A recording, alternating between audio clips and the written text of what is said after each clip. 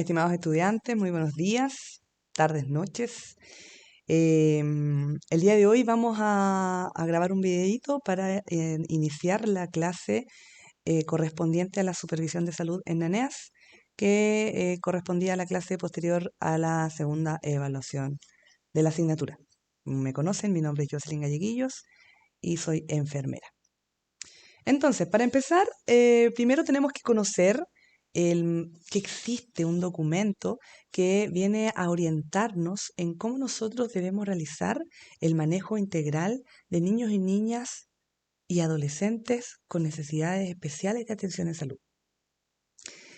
Antiguamente, los niños con otras necesidades no tenían una diferenciación en la atención, o se atendía de la misma manera o finalmente no se atendían y pasaban solo a atenderse en el nivel de especialidad, a nivel de hospital, a nivel secundario, terciario.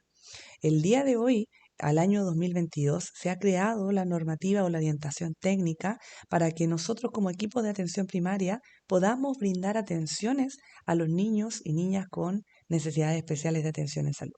Y para eso existe esta nueva normativa entonces que los equipos de salud ya han iniciado a implementar. Ha costado un poquito dado que la costumbre de realizar otras actividades y de realizar y de mantener una agenda estructurada hace un poquito más difícil que podamos lograr de manera rápida una transición para poder atender a todos los naneas como corresponde o como le indica la orientación técnica. Sin embargo, de a poquito se ha podido ir implementando.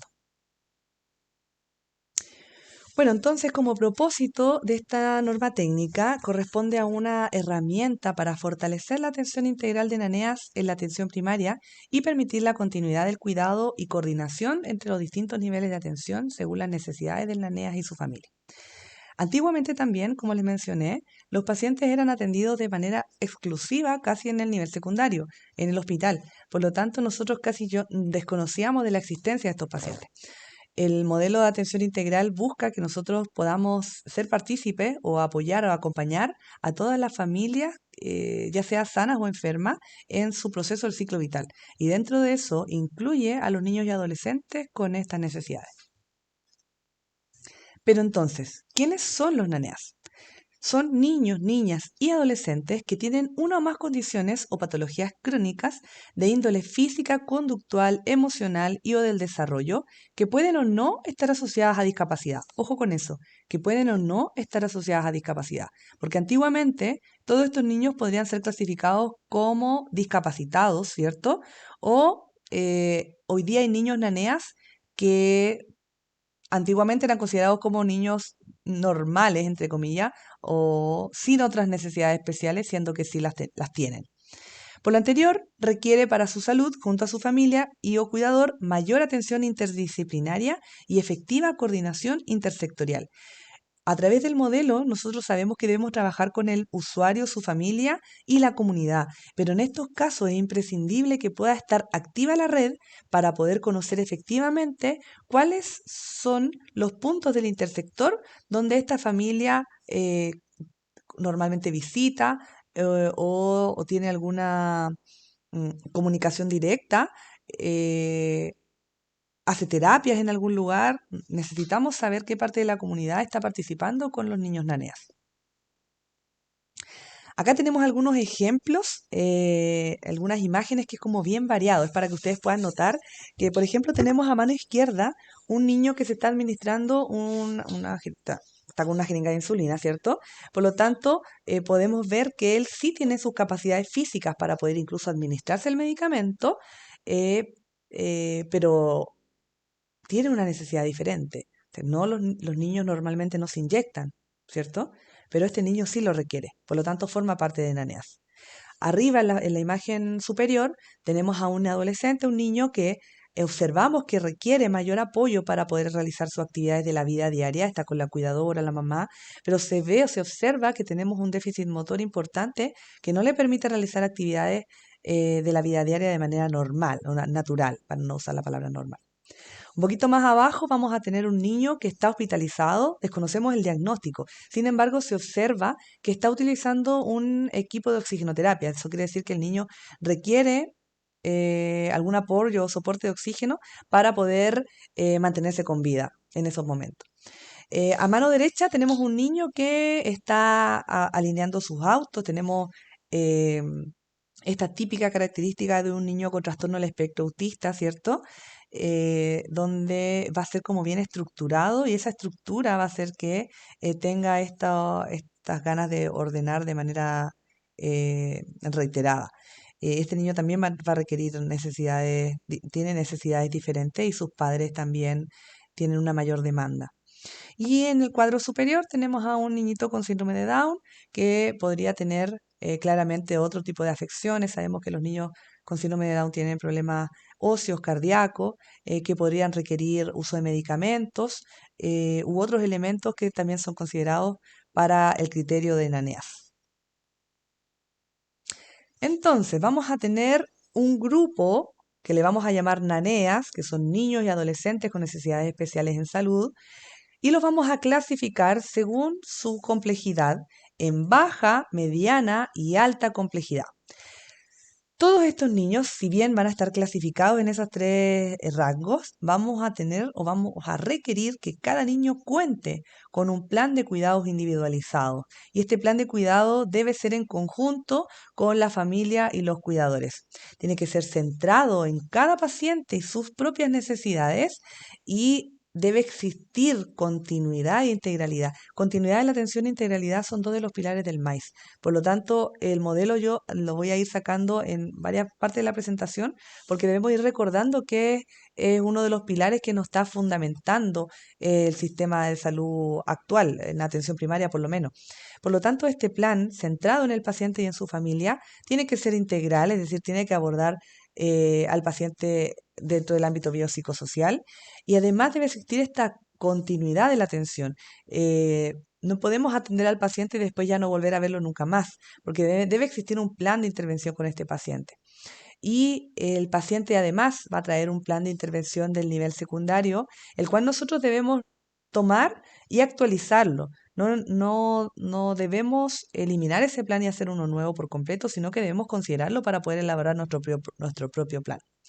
Y por último tenemos entonces la coordinación y atención interdisciplinaria, pero no solo entre las disciplinas del mismo CESFAM o de las cada distintas profesiones, sino que distintos niveles de atención, como ya lo habíamos mencionado. Nivel primario, nosotros tenemos una alta demanda, pero una baja complejidad. Pero igual vamos a tener algunos pacientes de mediana y eventualmente alta complejidad, pero normalmente son mayoritariamente el otro grupo. Y el punto de intersector también es relevante, ya que como APS nos gustaría saber dónde esta familia se está apoyando con el intersector, se está yendo a terapias en algún lugar o en algún otro sitio, etcétera. Entonces, tiene que existir continuidad y articulación de la atención entre el nivel primario, secundario y terciario.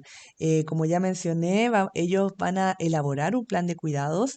Sin embargo, su frecuencia de controles no es tan periódica como la que podríamos tener nosotros en el CESFAM, ya que nosotros podríamos programar visitas domiciliarias de manera más rápida que lo que hace el equipo de nivel secundario. Por algo nosotros somos el centro de salud familiar que tiene estas prestaciones y tenemos que darle este enfoque biopsicosocial para que la familia comprenda que somos un apoyo en todas las necesidades que están teniendo ellos como familia.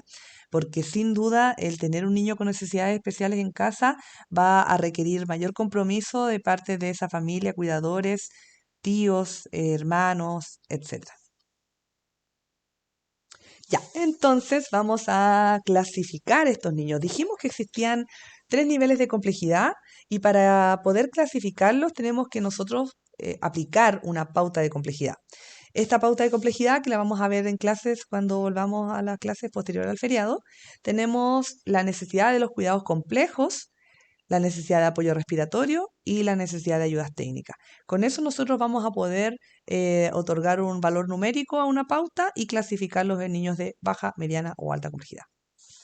Vamos a tener 3 segundos para poder pensar qué nivel creen ustedes que se encuentra mayoritariamente en la atención primaria.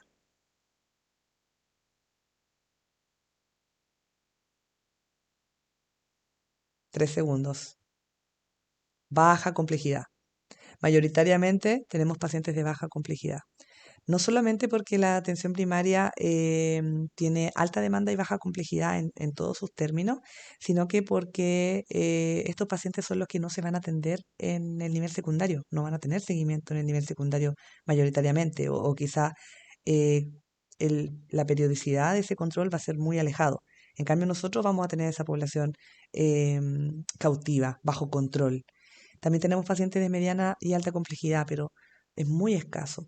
¿Dónde podríamos tener un paciente? ¿En qué programa de atención primaria podríamos tener un paciente ya de alta complejidad o de mediana, casi ya por pasar a alta complejidad? ¿En qué programa podría estar? 3 segundos para que lo contesten en su mente.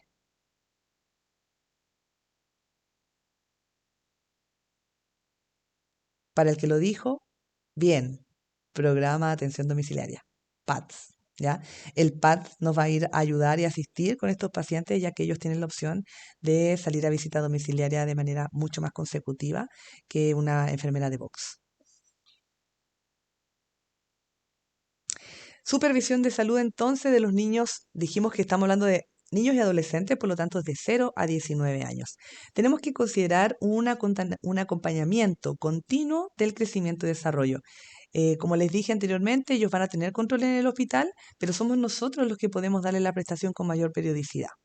Al igual que los niños que no tienen necesidades especiales, debemos promover hábitos de vida saludable y prevenir enfermedades y accidentes.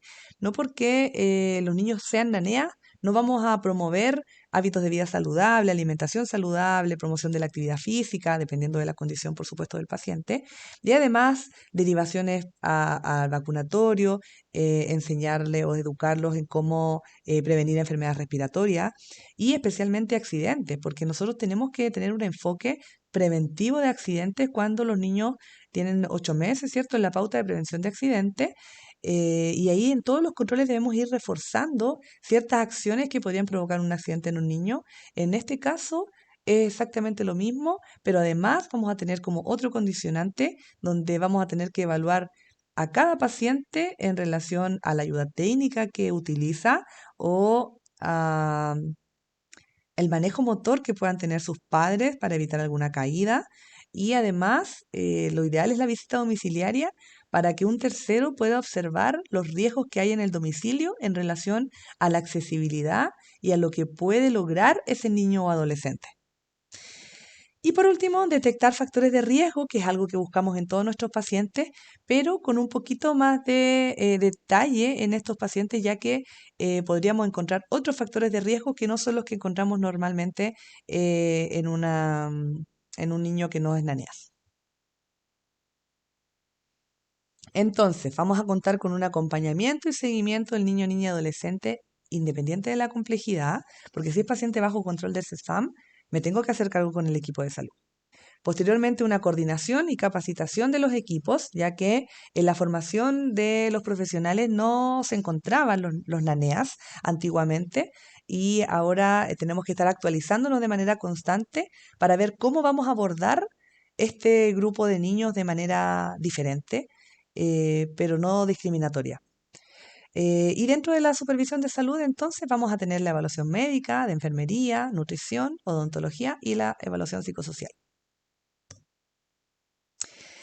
Vamos a contar con un plan de cuidado consensuado, el cual, como les mencioné, debe estar en línea con el plan de cuidado del nivel secundario. Podemos hacer un plan que se asocie a este primer plan ya creado o podemos ir agregándole nuevos objetivos al plan o alguna modificación, porque si la paciente nos dice dentro de los objetivos que se plantearon con el hospital era que el paciente pudiese mm, comer algún tipo de alimento y eso lo logró, eso ya no forma parte del plan porque ya está superado. Entonces nosotros como equipo lo que debemos hacer es lograr unir nuestros esfuerzos para poder, en pro del paciente, en pro de lo que él pueda ir avanzando, para que además podamos ir poniéndole diversos objetivos para ir logrando actividades de la vida diaria. Tenemos un examen físico que no podemos dejar de realizarlo. Es muy importante, especialmente por las variaciones que podrían sufrir los niños que tienen estas necesidades especiales. Por lo tanto, el examen físico que se realiza en un control tiene que ser evaluado en relación a lo que se vio en el control anterior. Por lo tanto, es importante los registros que se puedan realizar y unas buenas mediciones de examen físico. No podemos medir un perímetro cefálico mal y registrar 2 centímetros menos de lo que el paciente tiene, porque esto nos va a determinar una curva de crecimiento para el siguiente control. Por lo tanto, si yo me equivoco en una medición, para mi siguiente control podría ser una alerta roja de algo y finalmente podría ser solamente una mal medición del profesional. Entonces, ojo con las mediciones y con los exámenes físicos, especialmente de los niños NANEA. Las medidas antropométricas, si es que no podemos por alguna situación puntual del paciente, tenemos el control en dupla con la nutricionista o podemos pedir el apoyo a la nutricionista para que pueda además apoyarnos en la evaluación antropométrica. El ambiente debe ser adecuado. Todos sabemos que los box son bastante similares, sin embargo, debemos tener las condiciones óptimas para poder atender a ese niño. eh, que empiezan por que la silla de ruedas, por ejemplo, quepa dentro del box o dentro de la puerta, que tenga accesibilidad para poder ingresar al box desde que llega al CESFAM. Em, si el niño tiene diagnóstico de TEA y está desregulado, contar con opciones, contar con la caja de la calma, tener alguna opción para poder regular y hacer que el ambiente se pueda adaptar un poquito, dentro de lo que se pueda, por supuesto, para la atención de este niño. Por otra parte, vamos a tener nosotros tenemos un grupo de inmigrantes que no es menor en la región de Coquimbo y hay algunos inmigrantes que tienen diferentes barreras en salud, como por ejemplo la barrera del lenguaje o la barrera de los determinantes sociales los determinantes culturales de cada país. Y se torna un poco más complejo cuando tenemos un paciente, por ejemplo, que tiene problemas o barreras del lenguaje, un paciente que es haitiano, por ejemplo, y que además el niño es naneas, dado que los diversos países no tienen todo el mismo manejo con estos pacientes. Por lo tanto, es como algo nuevo para ellos integrarse al sistema de salud, pero además con las prestaciones que trae el, el hecho de que su hijo tenga mayores necesidades. ¿Ya? Entonces, hay centros que tienen facilitadores culturales para que puedan aliviar un poquito más este trabajo y hacer que podamos ser más cercanos con esta familia. Posteriormente, el punto de las vacunas como método también preventivo. Tenemos el calendario de vacunación, el cual se debe cumplir a cabalidad. Y además vamos a tener algunas vacunas especiales que son gestionadas desde la atención primaria hacia la Seremi de Salud, donde el paciente tiene que presentar un documento con indicación de un médico especialista que nos entrega un diagnóstico y esa solicitud la enfermera referente del PNI del CESFAM se la eleva a la Seremi de Salud de la región y la Seremi autoriza esa vacuna que no está en el calendario, pero que sí puede ser para este tipo de pacientes que tiene alguna condición especial, siempre y cuando cumpla con los requisitos del diagnóstico de especialista y la indicación de la vacuna y la solicitud de la enfermera. La Seremi autoriza la vacuna y el CESFAM debe ir a retirarla a la cámara de frío y se la debe administrar específicamente a ese paciente, a nadie más, porque fue gestionada para ese paciente de manera especial, que se llama solicitud de vacunas especiales. Tenemos además la parte de la entrevista, que tiene que ser una entrevista con mirada reflexiva ante los determinantes biopsicosociales que van a venir a abordar esta familia, reconocer un poquito los factores de riesgo y protectores de la familia, cuáles son la condición que traen respecto a la autovalencia del paciente, al autocuidado que él mismo pueda presentar o cómo los padres están supliendo estas necesidades. Finalmente, y como en toda atención de salud, brindar un vínculo respetuoso en todo momento, considerando para estos pacientes, chicos, que han tenido un poquito mayor cantidad de dificultad o mayor cantidad de obstáculos para poder lograr algunos hitos, por ejemplo, que quizás los otros niños sí logran. Y eso de repente es un poco frustrante para los padres, el hecho de que tu hijo tenga una condición y que no logre, por ejemplo, caminar a tiempo o hablar a tiempo o alimentarse solo en algún momento, es una parte del proceso importante para los cuidadores. Por lo tanto, siempre nosotros debemos tener en cuenta que estos niños y esas familias han pasado por situaciones un poco más extremas que un niño que no tiene necesidades especiales en salud. Aquí tenemos entonces un recuadro de la atención de ingreso a la atención primaria, donde contamos con un control en dupla, idealmente médico-enfermera, una consulta nutricional, una evaluación por el equipo psicosocial, un control odontológico y una visita domiciliaria integral. Y posteriormente tenemos las actividades de seguimiento del plan de cuidados integral, como los controles de salud integral, los controles cero, las vacunas, las consultas nutricionales de seguimiento, otras consultas, visita domiciliaria, reuniones de equipo, enlaces entre los distintos niveles de atención y las reuniones con el intersector. Bueno chicos, esa era entonces la introducción a la clase que debimos haber pasado posterior a la evaluación. El ingreso en ANEA detallado lo vamos a ver en nuestra siguiente clase. Ahora los invito a responder la preguntita que les envié, que debe ser respondida en grupo y que vamos a conversarla cuando volvamos de nuestro feriado. Eso, que tengan un buen fin de semana y una buena semana, así que están viendo el video en la semana.